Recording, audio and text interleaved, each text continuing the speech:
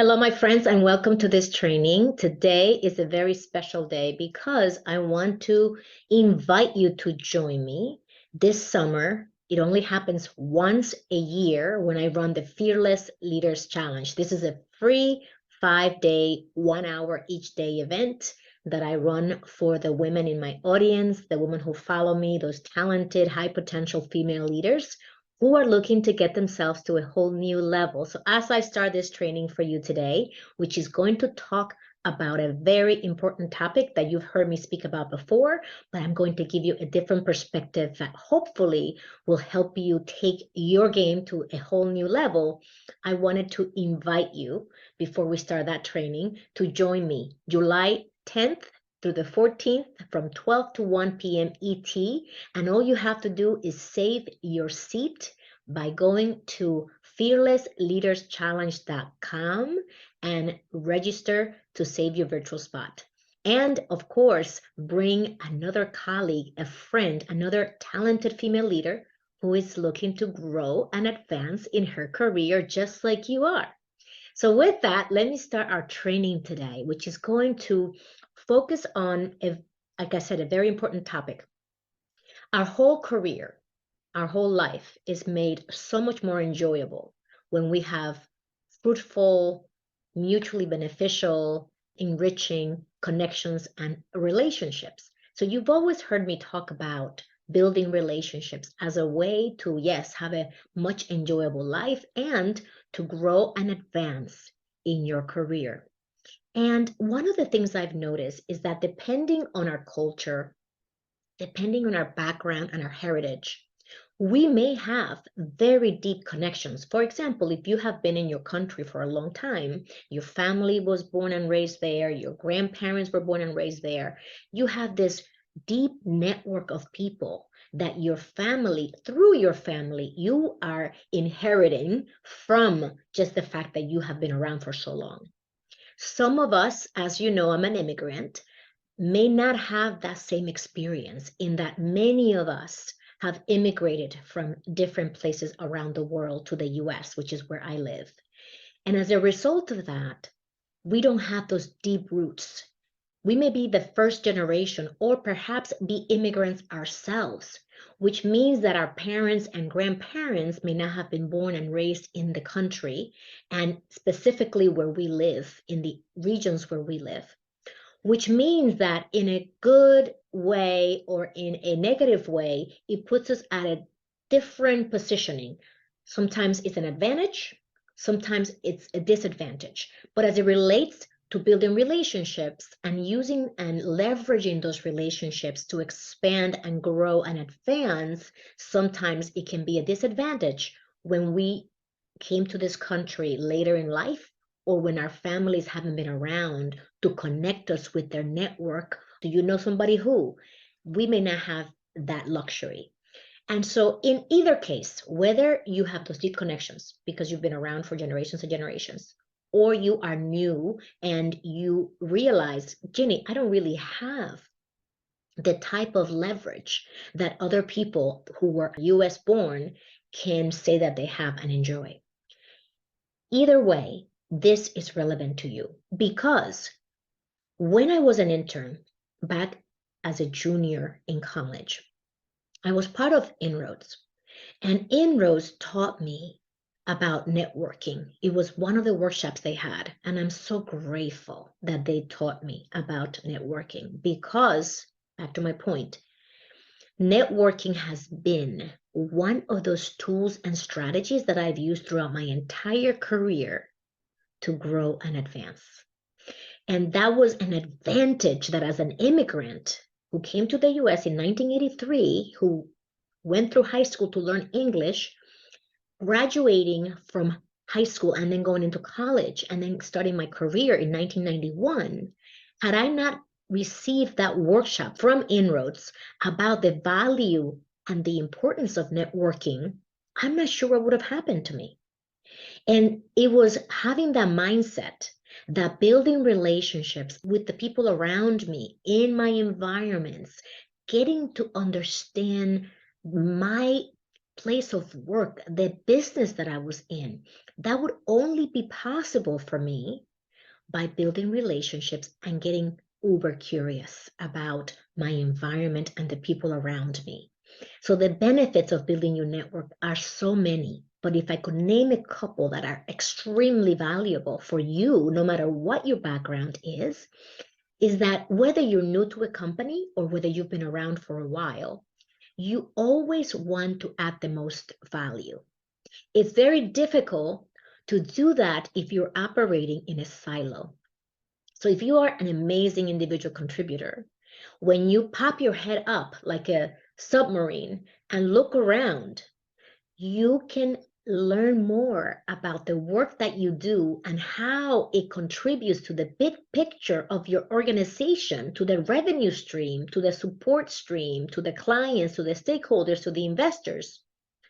When you have a better picture of your business, when you have a better sense of how what you do fits into the big picture, because then it allows you to come up with ideas that will be complementary and will help you row in the same direction as the rest of the firm versus being in isolation, doing your job, ABC, day in and day out, and not really having a context for how you can become more valuable to the company. So that's the number one benefit of building relationships. By building relationships with the people around you, you're able to gain that context, to understand what are the pain points, what are the business objectives, what is the strategy, what is the vision, where are we going as an organization? And then you can be more strategic around ensuring that your energies, that your efforts, that your work is always aligned with those strategies, with that direction, with the vision. And if you are a leader, which is most of my clients are leaders, you can then align your teams to also have that same vision, mission, and to have that alignment so that you're all operating from that place. And when employees understand how their work fits into the big picture, they are more engaged. So it behooves you as a leader to be in the know. And to be in the know cannot happen in isolation. It must happen by you making contacts and connections and building relationships with everybody around you, people at your level, people that report into you, teams across the aisle, your manager level, above your manager level. Having those relationships is going to give you that wide perspective and viewpoint that you can leverage to add the most value, to help your team add the most value, and ultimately to advance and grow within your organization. So that's the number one benefit, to get deep into the context of what you do, how come you're doing it, why is that important to the organization, and to then, as a leader, to articulate that to your teams and pass it on. So as it relates to building relationships, and this is the topic of today's training, what gets in the way of building those relationships? And I'm going to put aside personality. Some of us may be more shy, some of us are extroverts, and it comes very easy for us to make connections. So I'm going to kind of put that aside because I could do a whole training just on how to approach that. I'm going to focus a lot more on the strategy around building these relationships. And I've been teaching this since 2020 when I built my Fearless Leadership Mastermind. And this is part of what I teach the women and the female leaders, talented female leaders who are part of the mastermind. And it's how to go about building these relationships. I already started to mention it's important to start to look at your network of relationships. And you may say, Ginny, I don't really have that many relationships in my network. I just go to work, I do my job, and I try to do a great job, and then that's it, I'm done. And I'm going to say this to you. If you have been doing that, give yourself grace and let's expand the view. It's one of the terms we use in coaching. Let's expand the view around how can it benefit for you to take a pause and start to build relationships. And what you may find is that you may be looking at networking as something that you don't want to be a part of, something that's crunchy, something that you don't believe in, or something that's very uncomfortable for you. And so based on all the things that I already said, how has your mind shifted even a tiny little bit about the value of networking and how it could support you in your career? So I hope that what I've already shared has helped to begin shifting you in the right direction around the value and the benefit to you and your career and your team and your organization if you embrace building relationships, connecting with people, which is also the same as networking. So if you don't like the word networking, delete it from your vocabulary and say, I like to connect with people. I have a strategy around connecting with people and building relationships so that I don't become just this transactional person, but somebody who's actually into building relationships with people, which is so much more enjoyable. It makes my work so much more enjoyable. So the strategy is, and the mindset shift is, how could building these relationships support me in my role, in advancing and growing in my career? And what will I do? What would be the one thing that I do to start building these relationships? So the first thing I want to bring awareness to is, let's get more self-aware about where am I with my centers of influence. That's what I call them since I've been teaching this since 2020. Where am I with my centers of influence? What does it look like? So your centers of influence are the people who you are interacting with on a regular basis. Those people could be obviously your manager, the person who hired you. It is the people that you deal with at your level, your peers. It is your team, if you have a team, and any other person across the organization that you interact with regularly. So it could be your manager's manager. It could be some of the partners of your manager. It could be other stakeholders in other departments that you interact with regularly. For example, I used to interact within the technology division. I used to interact with operations. I used to interact with legal on a bunch of technology contracts. And so I had partners across the organization. I had people in human resources, of course, that I knew, and in obviously technology and the front office with the portfolio managers. I knew many of them. Some of them were actually mentors. And so I began to build relationships across the board, up, down, my level, and sideways. And the benefit to me to doing that is that I gain a really good insight about our business. I'm referring to my last company where I spent almost 17 years, called Lord Abbott. I got to know what was happening in the front office, what was important there, who were the main teams and what did they do. I got to learn more about technology, the different groups within technology, what each one was responsible for, how we complemented each other. I got to learn about operations and what were the most crucial processes within operations, because I happened to be supporting operations as part of my first stint when I joined Lord Abbott. I was the liaison between operations and technology. So I was the project manager for most of the operations projects for technology. And so I got a really good perspective on the back office, the kinds of things that were happening, what was important, what was the cycle, what were the systems that were crucial, etc. And by gaining this insight about the business and sales and marketing, and then working for sales and marketing and understanding what the cycle was there, I worked for supporting the institutional business and technology projects for my second stint at Lord Abbott. I really gained a very clear picture of how Lord Abbott operates, how Lord Abbott makes money, what are the pain points of the company, what were the areas where the company was looking to expand and grow.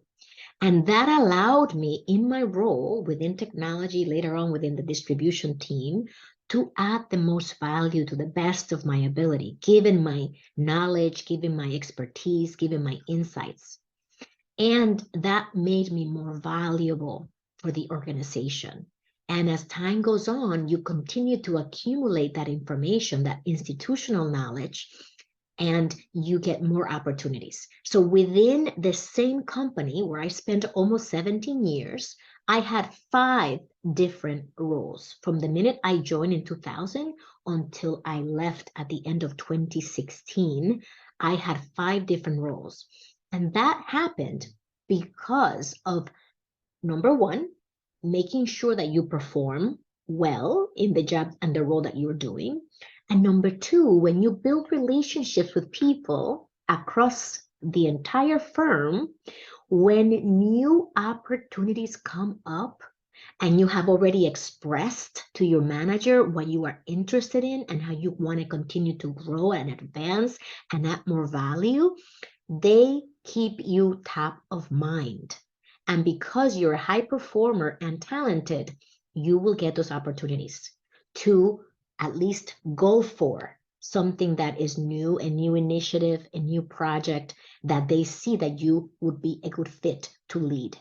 And that's what creates that ability to grow and advance. Every single role that I held from when I started as a project manager all the way to being a director of the technology program management office happened because of the relationships that I built, because of my personal brand, the credibility that I built about being able to collaborate with people, to deliver, to build relationships that were constructive and productive, and to always look at the most value no matter what the context was, to get curious, to ask questions. You are surrounded by smart people. Your company hired them for a reason. And I understand there's some people that you go, oh my goodness, how did they get hired? Because sometimes we make mistakes as managers. People could be great interviewees. And when you hire them, you're like, oh my goodness, what did I do? Because sometimes we make mistakes. People interview well and then they crash and burn. They don't deliver. And that happens to all of us. So give yourself grace if you've made some poor hires. For the most part, however, we hire really good people. And we hire them because of the knowledge they bring, because of their background, because of their expertise. And so if the company hires these beautiful people, talented people, I have the advantage to also learn from them. The only way you're going to learn from the people in your centers of influence is if you make the effort and you are proactive in reaching out to them and being curious. I remember Brian. Brian Chu was one of the people at my old company, and he knew so much about technology. He had been around for a long time. I believe he's actually retiring from the company. And Brian was a wealth of knowledge. And I knew it because whenever I asked him a question, he would give me this really beautiful answer. And so what I would do is, respecting his time, of course, being respectful of his obligations, I would ask Brian questions when I was getting my feet under me when I joined the company. I would say, Brian, how does this process work for operations? Brian, how does that process work? And he would actually explain it to me. I would later go back and do a workflow based on what Brian explained to me so that I could not only cognitively understand it, but actually teach it, right? Like I knew it well enough that I could explain it to anybody else at the firm. And by doing that, I then took my workflow, I showed it to Brian, and he corrected me where I had missed something that was crucial or important to what we were discussing, to that process that he was showing me. And that's how I began to really understand what was happening under the hood of my company. So if you're looking to understand what is happening under the hood of your organization, begin to pinpoint strategically who are the people who know what is happening around here? Who are the people who are leading initiatives? And schedule 15-minute cyber coffees with them. Schedule time to ask them questions about what is their vision? How do they see this moving forward? What are the biggest pain points? How can you and your function support them in their initiatives and their objectives? And when you show up to your company, to other colleagues in this way, and they see your intention is to add value, to learn, to grow, that's going to boost your personal brand, of course, and they're going to begin to think of you as it relates to other conversations that may come up behind closed doors about who should we consider to lead this initiative. If you are in your cubicle or in your office or in your home all the time and you're never making connections, even virtually, you can make these connections. If you're not taking the time, and making the effort to make this connection virtually or live, and you stay in your cube waiting to be tapped, waiting to be asked, my friends, unfortunately, it would take a really empowering leader to notice and tap us on the shoulder. You have a much better chance. Your odds are much better when you are proactive about strategically noticing who should be in your centers of influence, who knows what around the organization, and then proactively reaching out to them and setting up 15-minute cyber coffees so you can start to get to know them and develop a relationship. And like anything else, when you connect with them, simply get curious about what they do, what are the biggest pain points, and how you and your function can support them. And then let them know what you do and how you do it and what brings you passion around what you do. Always make it a two-way street. And 15 minutes fly by. When you finish that conversation, it's critical that you follow up, that you thank them for their time, that you tell them that you appreciate learning about X, Y, and Z, and that if it's okay with them, would they be open to you reaching out to them in a couple of months to check in. And you will notice, my friends, that people most likely will say absolutely. And then here's the key. You must go back to your calendar and put on your calendar, reach out to Ginny 2 months later so that you don't have to leave it to chance. And then when the calendar shows you, reach out to Ginny from the 2 months before visit, then you reach out to me and schedule another 15-minute cyber coffee. And that happens if you don't have frequent interactions with the person, that you have to be this intentional. If you have frequent interactions, you can do it in person and say to them, hi, Ginny, I know 2 months ago we met over 15-minute cyber coffee. I think we're due again. Would you be open to that when you see me on a meeting? And the answer will be absolutely, let's do it. And then you can even get more specific and say, I know you are running this thing right now, and I'm curious to find out more about it.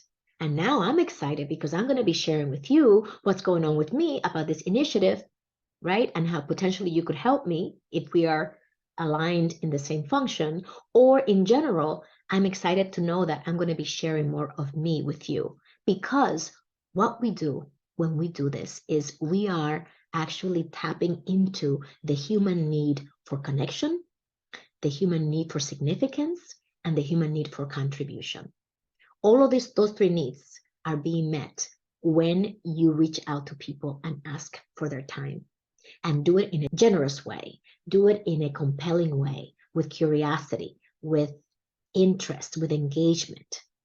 And you will see how over time, you will begin to build trust with the talent that is on your centers of influence. And most importantly, you will begin to build actual relationships that matter to you, that help you feel connected and a sense of belonging within your company, and that support your growth within the company and sometimes outside the company, because people leave all the time. And when they leave, guess what? They know you and they know your expertise. So I am going to stop there. Building trust is another topic that I want to talk about separately because it's going to take an entire training video to do that. I hope this serves you. And if you hear this message, this training before July 10th, these are the topics we talk about. How do we build our centers of influence? How do we continue to grow and advance while protecting our self-care so we don't burn out? We're going to talk about many interesting topics in July. We'll talk about self-awareness, the importance of being self-aware. Where are you on the map of you? What's mindset mastery? We'll talk about that. How do we influence and impact people in a positive way? How do we deal with conflict? Because conflict is a big component of building the centers of influence diagram. And how do we lead for growth? So we're going to tackle all of those topics. All you have to do is go to fearlessleaderschallenge.com and save your virtual seat. And you can always connect with me at callwithginny.com. And if you want to know anything else that's happening in our world, you can always go to executivebound.com/events, and you will find all the links to all the goodies and good stuff that's happening with us. Live with purpose, live with joy. I'll see you soon.